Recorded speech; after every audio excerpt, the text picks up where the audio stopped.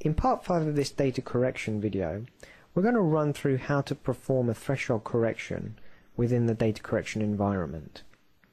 Now, the threshold correction basically allows us to apply an upper and lower threshold using these kind of pivot points that we drop onto the graph.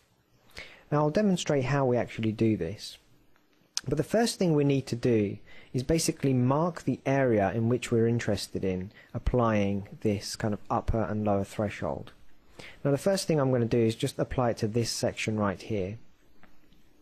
So I'm going to zoom in to this section, and what we see is a few peaks and a few dips as well throughout that signal.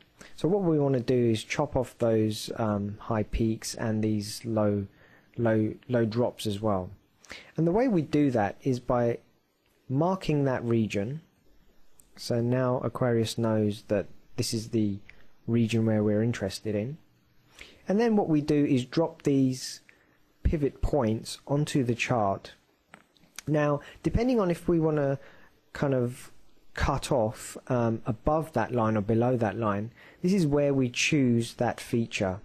So in this case, I want to chop off anything above the line that I'm going to drop down. And if I choose upper and then select that add pivot point, I'm going to drop a few of these pivot points and the red line appears. So above that red line we've got U1 here, which means we've set an upper limit right now, which is above this red line. If we hit apply, that's where that threshold correction will be applied to. But what I want to do is actually snake in and out and make sure that I trim out only that section where I'm interested in. So now what I want to do is grab that last point and move it up,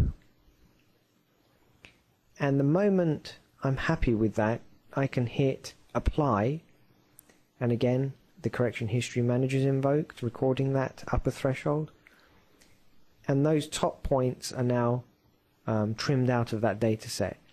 And the same goes for the lower part of that signal. So what I want to do is trim out all of these values at the bottom of that main signal.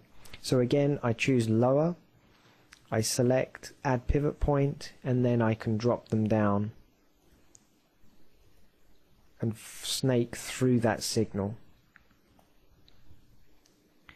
like so.